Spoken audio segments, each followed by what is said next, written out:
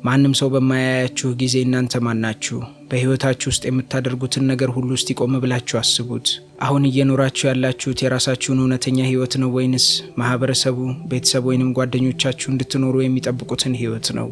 ሁላችንም በህይወታችን ቢያንስ አንድ ጊዜ እኔ ማን ነኝ፣ በዚህች ምድር ላይስ ምን አደርጋለሁ ብለን ራሳችንን ጠይቀን እናውቃለን። ምናልባት ከውጪ ሲታይ በህይወታችሁ ውስጥ ሁሉም ነገር የተሟላ ሊመስል ይችላል። ጥሩ ትምህርት፣ ጥሩ ስራ፣ አልፎም ጥሩ ገቢ ሊኖራችሁ ይችላል። ነገር ግን ማታ ማታ ብቻችሁን ስትሆኑ ውስጣችሁ ባዶነት ይሰማዋል። መዳረሻው እንደጠፋው መንገደኛም ግራ ይገባችኋል። እስኪ አንድ ጥያቄ ልጠይቃችሁ። በህይወታችሁ ውስጥ ትልቁ የጎደላችሁ ነገር ስኬት፣ ገንዘብ ወይንም የፍቅር ግንኙነት ሳይሆን እውነተኛው ራሳችሁን አለማወቅ ቢሆንስ? ይህ ቪዲዮ ስለ ተራ ስኬት ወይንም ስለ ገንዘብ አያወራም። ይህ ቪዲዮ የሚያወራው በህይወታችሁ ውስጥ ልታደርጉት ስለሚገባው ትልቁና እጅግ በጣም አስፈላጊው ጉዞ ነው። እውነተኛ ማንነታችሁን ለማግኘት እስከ መጨረሻው አብራችሁን ከቆያችሁ፣ እውነተኛ ማንነታችሁን እንድታገኙ፣ የህይወት ዓላማችሁን እንድትረዱና የሌሎችን ሰዎች ፍላጎት ማሟላት አቁማችሁ የራሳችሁን ትርጉም ያለው ህይወት እንድትገነዘቡ የሚያስችል ጥልቅ እውቀት ታገኛላችሁ። እንኳን ወደ ሳጥን ዩቲዩብ ቻናል በደህና መጣችሁ። ይህ ሳጥን ነው፣ ከሳጥን ውጭ ሆነን የምናስብበትና የምንመክርበት መድረክ። በዚህ ቻናል ህይወትን የሚቀይሩ ጉዳዮችን እንማማራለን። ለቻናላችን አዲስ ከሆኑ የአሸናፊዎችን ቤተሰብ ለመቀላቀል ሰብስክራይብ የምትለዋን ቁልፍ ተጫኗት። ቶሎ ቶሎ እንድንገናኝ የደውል ምልክቷንም ክሊክ ማድረጉን አይዘንጉ። ይህ ቪዲዮ ህይወታችሁን የመቀየሪያ ነጥብ ወይንም ተርኒንግ ፖይንት ሊሆን ይችላልና እስከ መጨረሻው በማድመጥ ከዛሬ ጀምሮ ወደ ተግባር ልትለውጧቸው የሚገቡትን 7 ድንቅ ራስን የማግኛ እርምጃዎች ውሰዱ። በተለይ 6ኛውና 7ኛው እርምጃ ወሳኝ የተግባር እርምጃ ነውና ትልቅ ቁም ነገር እንደምትወስዱበት አንጠራጠርም። ስለዚህ አደራ ቪዲዮውን እስከ መጨረሻው በመከታተል አብራችሁን ቆዩ። እንዲሁም ቪዲዮ አቅም እንዲኖረው ላይክ በማድረግ ጀምረው ስኬቱን ለሚመኙለት ወዳጅ ሼር እያደረጉ ወደ ቁም ነገራችን እንግባ። ራስን ማግኘት ስንል በቀላሉ ስለሚነገር ተራ ቃል እያወራን አይደለም። ራስን ማግኘት ማለት የራሳችሁን እውነተኛ ፍላጎቶች፣ እሴቶች፣ ጥንካሬዎችና ድክመቶች አውቃችሁ በማስመሰል ሳይሆን በእውነተኛነት መኖር ማለት ነው። ነገር ግን በዘመናዊው ዓለም ውስጥ ብዙዎቻችን ራሳችንን አጥተናል። ለምን ቢባል ማህበራዊ ሚዲያው፣ የቤተሰብ ግፊት፣ የህብረተሰቡ መመዘኛና ከሌሎች ጋር ራሳችንን ማወዳደራችን እውነተኛ ማንነታችንን ሸፍኖታል። ትምህርት ቤት ስንገባ ምን መማር እንዳለብን ይነግሩናል። ስንመረቅ ምን መስራት እንዳለብን ማህበረሰቡ ይወስንልናል። ስናድግ ደግሞ እንዴት መኖር እንዳለብን የሰዎች አስተያየት ይቀርጸናል። ነገር ግን በዚህ ሁሉ ግርግርና ጫጫታ ውስጥ እኔ ራሴ ምን እፈልጋለሁ የሚለው የውስጥ ድምጻችን ታፍኖ ይቀራል። ራስን የማወቅ ጉዞ በህይወት ውስጥ እጅግ ወሳኝ የሆነውም ለዚሁ ነው። ምክንያቱም እናንተ ማን እንደሆናችሁ ካላወቃችሁ ሌላ ሰው ባዘጋጀው የህይወት ስክሪፕት ውስጥ ተዋናይ ሆናችሁ ማለፋችሁ አይቀርም። ብዙ ሰዎች የራሳቸው ያልሆነን ህልም ሲያሳድዱ ዓመታትን ያጠፋሉ። በመጨረሻም የህይወት መሰላሉን ወጥተው የስኬት ጫፍ ላይ ሲደርሱ መሰላሉ የተደገፈው በተሳሳተ ግድግዳ ላይ መሆኑን ይገነዘባሉ። ታዲያ እናንተም በህይወት መስመር ራሳችሁን ሆናችሁ ወደ ስኬት ማማ ለመውጣትና ጸጸት አልባ ህይወትን ለመገንባት ከወደዳችሁ ከዚህ በታች የምጠቁማችሁን ራስን ለማግኘትና እውነተኛ ማንነትን ለመገንባት የሚያስችሉ 7 ኃይለኛ ሳይንሳዊና በተግባር የተፈተኑ እርምጃዎችን በጥልቀት ተገንዝባችሁ ወደ ተግባር መቀየር ይጠበቅባችኋል። አንደኛውና ዋነኛው እርምጃ ጊዜ ወስዶ ለብቻ መሆንና ራስን ማዳመጥ ነው። በዘመናዊው ዓለም ውስጥ አይምሯችን በማያቋርጥ መረጃና ጫጫታ የተሞላ በመሆኑ የራሳችንን ውስጣዊ ድምፅ መስማት ተስኖናል። በስነ ልቦና ጥናት መሰረት ለብቻ መሆንና ብቸኝነት ፍጹም የተለያዩ ጽንሰ ሀሳቦች ናቸው። ብቸኝነት የባዶነት ስሜት ሲሆን፣ ለብቻ መሆን ግን ራስን የማግኛና የፈጠራ ጊዜ ነው። ለምሳሌ ከስራ ወይንም ከትምህርት ቤት ደክሟችሁ ወደ ቤት ስትገቡ ጸጥታውን ስለምትፈሩ ወዲያውኑ ቴሌቪዥን ትከፍታላችሁ ወይም ማህበራዊ ሚዲያ ላይ ስክሮል ማድረግ ትጀምራላችሁ። ነገር ግን አብዛኛውን ጊዜ ይህንን የምታደርጉት አዲስ መረጃ ፈልጋችሁ ሳይሆን ከራሳችሁ ሀሳብ ጋር ብቻችሁን መጋፈጥ ስለሚያስፈራችሁ ነው። ይህንን ስሜት ለማሸነፍና ራሳችንን ለማግኘት ታዋቂው የስነ ልቦና አባት ካርል ጁንግ ትልቅ ትምህርት ትቶልናል። እርሱ የሰዎችን አይምሮ በጥልቀት ለመረዳትና የራሱን ውስጣዊ ዓለም ለማሰስ ሲፈልግ ከከተማው ጫጫታ ርቆ ያለ ኤሌክትሪክና ስልክ ብቻውን የሚኖርበትን ቤት ገንብቶ ነበር። ታላላቅ ግኝቶቹንም ያገኘው በዚሁ ጸጥታው ውስጥ ነው። እንዲሁም ታዋቂው ጸሐፊ ኤካርት ቶሌም ዘ ፓወር ኦፍ ናው በተሰኘው መጽሐፉ ላይ አይምሯችንን ከሚያስጨንቁን ያለፉና የወደፊት ሀሳቦች ተላቀን በዝምታ ውስጥ እውነተኛውን ማንነታችንን ማግኘት እንደምንችል በስፋት ያስተምራል። በተጨማሪም ታላቁ ፈላስፋ ብሌዝ ፓስካል የሰው ልጅ ችግሮች ሁሉ የሚመነጩት አንድ ክፍል ውስጥ ብቻውን በጸጥታ መቀመጥ ካለመቻሉ ነው ማለቱ ለዚሁ ነው። ስለዚህ እናንተም ይህንን ወደ ተግባር ለመቀየር ከዛሬ ጀምሮ በየቀኑ ለ15 ደቂቃ ስልካችሁን አጥፍታችሁ ምንም ሳታደርጉ በዝምታ ተቀመጡ። በዚህ መሃልም ውስጣዊ ድምጻችሁ ምን እየነገራችሁ እንደሆነ በጥሞና አዳምጡት። ሁለተኛው እርምጃ ለእናንተ ትርጉም የሚሰጡ መሰረታዊ እሴቶቻችሁን ወይንም ኮር ቫሊዩስን ማወቅ ነው። በህይወታችሁ ውስጥ እሴቶች እንደ ኮምፓስ ያገለግላሉ። በስነ ልቦናው ዓለም ኮግኒቲቭ ዲዞናንስ ተብሎ የሚጠራ አንድ ጽንሰ ሀሳብ አለ። ይህም ማለት እሴቶቻችሁና የየቀኑ ድርጊቶቻችሁ በማይጣጣሙበት ጊዜ የሚፈጠር ከባድ የውስጥ ጭንቀትና የባዶነት ስሜት ነው። ራስን ማግኘት ማለት ለእናንተ ከምንም በላይ አስፈላጊ የሆነው ነገር ምን እንደሆነ መለየት ማለት ነው። ለምሳሌ አንድ ሰው ከፍተኛ ደሞዝ የሚከፍል ነገር ግን ከቤተሰቡ ጋር ያለውን ጊዜ ሙሉ በሙሉ የሚሻማ ስራ ሊቀጠር ይችላል። የዚህ ሰው መሰረታዊ እሴት ቤተሰብ ከሆነ ምንም ያክል ገንዘብ ቢያገኝ ውስጣዊ ሰላም አይኖረውም። ምክንያቱም እየኖረ ያለው ከእሴቱ ውጪ ነው። ለዚህም ነው ማህተመ ጋንዲ እውነትና ሰላማዊ ትግል በሚሉት ጠንካራ መሰረታዊ እሴቶቹ ምክንያት እስር ቤት መግባትም ሆነ መራብ ሳያስፈራው ዓላማውን ከዳር ያደረሰው። እሴቱን የሚያውቅ ሰው መንገዱ ፈጽሞ አይጠፋውም። ታዋቂው ጸሐፊ ስቲቨን ኮቬይም The 7 Habits of Highly Effective People በሚለው መጽሐፉ ላይ በመሰረታዊ መርሆችና እሴቶች ላይ የተመሰረተ ህይወትን መምራት የውጤታማነት ሁሉ መሰረት መሆኑን ይገልጻል።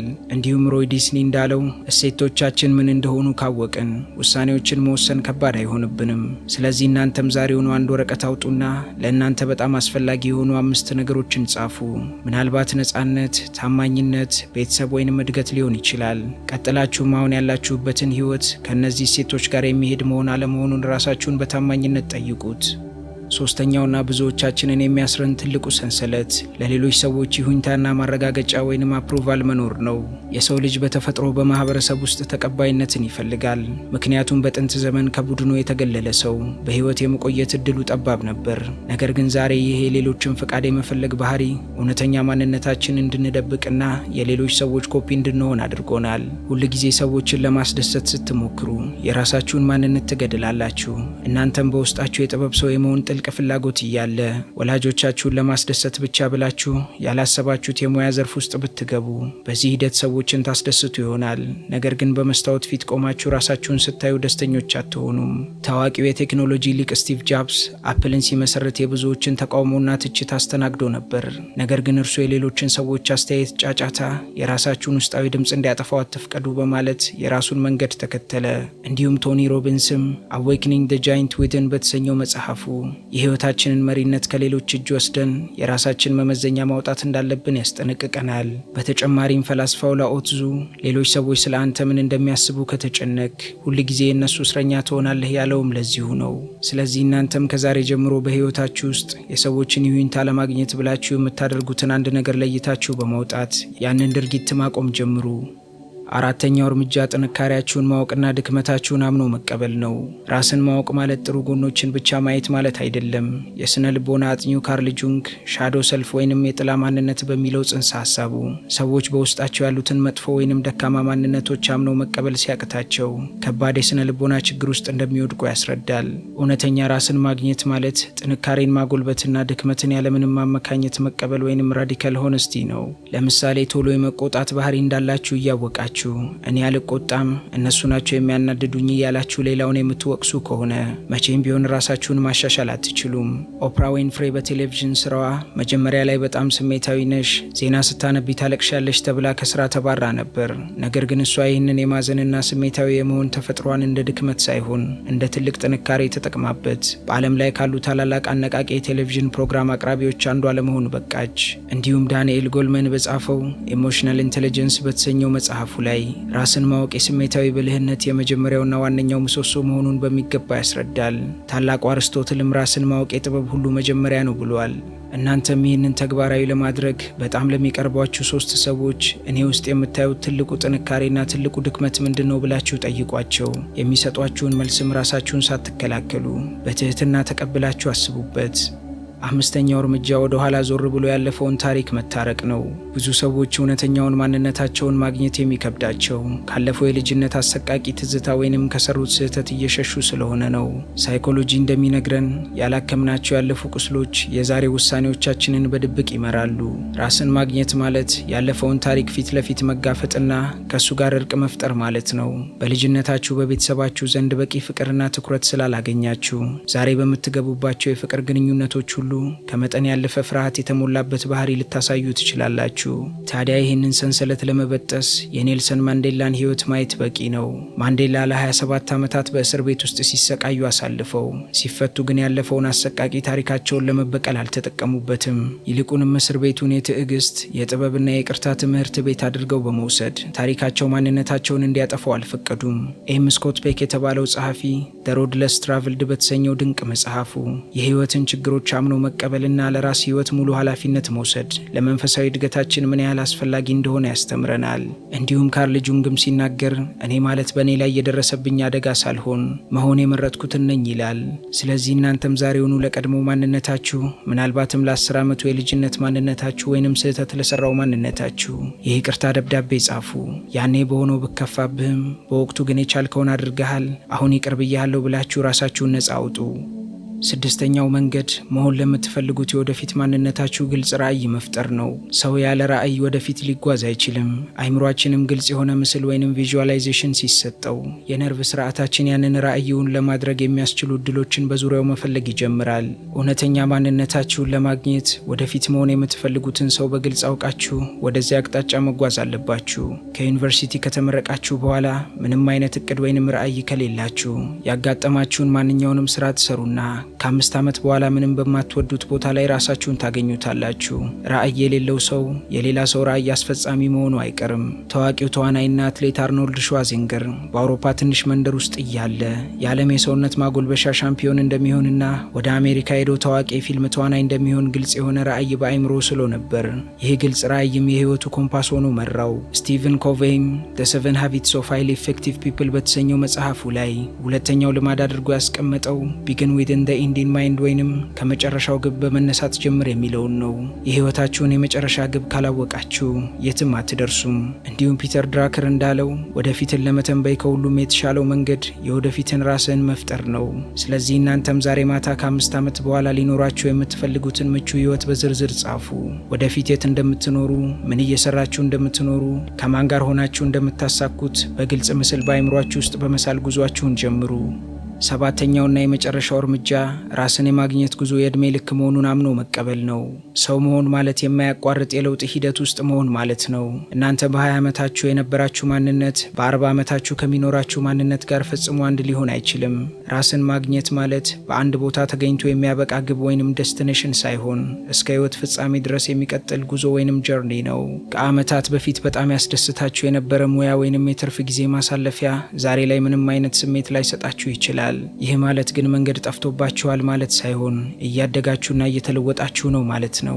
ስለዚህ አዲሱን ማንነታችሁን ለመቀበል ክፍት መሆን አለባችሁ። ሮበርት ግሪን ማስትሪ ወይንም ሊቅነት በሚለው ድንቅ መጽሐፉ የራስን የህይወት ጥሪ ማግኘትና በዚያ ላይ ሊቅ መሆን የአንድ ቀን ስራ ሳይሆን የብዙ ዓመታት የማያቋርጥ ጥረትና ራስን የመፈለግ ውጤት መሆኑን በስፋት ያብራራል። እንዲሁም አልዶስ አክስሊ እንዳለው በዚህ አጽናፈ ዓለም ውስጥ በእርግጠኝነት ማሻሻል እንደምትችል የምታውቀው ብቸኛ ማዕዘን ቢኖር ያ የራስህ ማንነት ብቻ ነው። ስለዚህ እናንተም የዕለት ማስታወሻ ወይንም ጆርናል መጻፍ ጀምሩ። በየቀኑ የምታስቡትን የሚሰማችሁንና የተማራችሁትን ነገር በመጻፍ ከራሳችሁ ጋር ያላችሁን ውይይት የዕድሜ ልክ ልማድ አድርጉት። ታዲያ ከዚህ ሁሉ እስካሁን ከዘረዘርናቸው ጥልቅ እርምጃዎች የምንወስዳቸው መሰረታዊ የህይወት ትምህርቶች ምንድናቸው ካላችሁኝ፣ አንደኛ ራስን ማወቅ የትርጉም ያለው ህይወት ሁሉ መሰረት መሆኑን ማመን ነው። እናንተ ማን እንደሆናችሁ፣ ምን እንደምትወዱና ምን እንደምትጠሉ ካላወቃችሁ የት መሄድ እንዳለባችሁ ፈጽሞ ልታውቁ አትችሉም። ሁለተኛ እውነተኛ ማንነታችሁን ሳታውቁ የተፈጠራችሁበትን ዓላማ ማሳካት አትችሉም። በውስጣችሁ ያለውን እምቅ አቅም ለመጠቀም መጀመሪያ ያ የተሰወረው አቅም ምን እንደሆነ በግልጽ ማወቅ አለባችሁ። ሶስተኛ ዓላማ የሚገኘው በተግባርና በእድገት ውስጥ ብቻ መሆኑን ነው። ዓላማ ተቀመጣችሁ ስላሰባችሁት ብቻ የሚመጣ ሳይሆን ወደ ውስጣችሁ በማሰላሰል አዳዲስ ነገሮችን በመሞከርና በየቀኑ በማደግ የሚገኝ ጸጋ ነው። አራተኛውና ትልቁ ትምህርት ደግሞ ከራሳችሁ ጋር ያላችሁ ግንኙነት የሌሎቹን ግንኙነቶች ሁሉ ጥራት የሚወስን መሆኑን ነው። ራሳችሁን ካልወደዳችሁ፣ ካላወቃችሁና ካላከበራችሁ ሌሎች ሰዎች እንዲወዷችሁና እንዲያከብሯችሁ መጠበቅ የዋህነት ነው። አምስተኛው ነጥብ ነጥብ እውነተኛ ስኬት የሚጀምረው ከውስጥ መሆኑን መቀበል ነው። ምንም ያክል የውጭ ስኬት፣ ገንዘብና ዝና ቢኖራችሁ ውስጣዊ ሰላምና ራስን ማወቅ ከሌለ ግን ያ ስኬት ባዶ መሆኑን መገንዘብ አለባችሁ። ውድ ቤተሰቦቼ ዛሬ ያወራነው ስለ አንድ የመጽሐፍ ንድፈ ሐሳብ አይደለም። ያወራነው ስለ ራሳችሁ፣ ስለ ሕይወታችሁና ስለ ወደፊታችሁ ነው። በዚህች ምድር ላይ በሕይወት የምንኖረው አንድ ጊዜ ብቻ ነው። ይህችን የተሰጠችንን አጭር ሕይወት የሌላ ሰው ኮፒ በመሆን የሌላውን ሰው ህልም በማሳደድና የሰዎችን ጭብጨባ በመጠበቅ ማሳለፍ እጅግ የሚያሳዝን ክስረት ነው። ከዚህ ቪዲዮ በኋላ ሕይወታችሁን ቆም ብላችሁ እንድትገመግሙ በእጅጉ ጠይቃችኋለሁ። ብቻችሁን ጊዜ አሳልፉ። የውስጥ ድምፃችሁን አዳምጡ። ማስታወሻ መጻፍ ጀምሩ። እሴቶቻችሁን ለይታችሁ እወቁ። ከዛሬ ጀምሮ የሰዎችን ይሁንታና ጭብጨባ መፈለግ አቁሙ። እውነተኛ ዳኛችሁ የገዛ ህሊናችሁና የፈጠራችሁ አምላክ ብቻ ይሁን። ይህን ቪዲዮ እስከ መጨረሻው ስላዳመጣችሁኝ ከልብ አመሰግናለሁ። ይህ ትምህርት ለእናንተ ጠቃሚ ሆኖ ካገኛችሁት ለሌሎችም እንዲደርስ ቪዲዮን ላይክና ሼር ማድረጋችሁን አትርሱ። እንዲህ አይነት ጥልቅና አስተማሪ የሆኑ የህይወት ክህሎትና ስነ ልቦናዊ ቪዲዮዎችን በየጊዜው ለማግኘት ቻናላችንን ሰብስክራይብ ያድርጉ። አይምሯችሁን የምታረጋጉበትን ጥበብ ለመቅሰም ከወደዳችሁ ደግሞ ስክሪኑ ላይ የማስቀምጥላችሁን ቪዲዮ ተጋብዙልኝ። በሚቀጥለው ቪዲዮ እስከምንገናኝ ሰላም ለነፍሳችሁ፣ ጥበብ ለአይምሯችሁ ይሁን። እስከ ቀጣይ ቸር ያቆየን።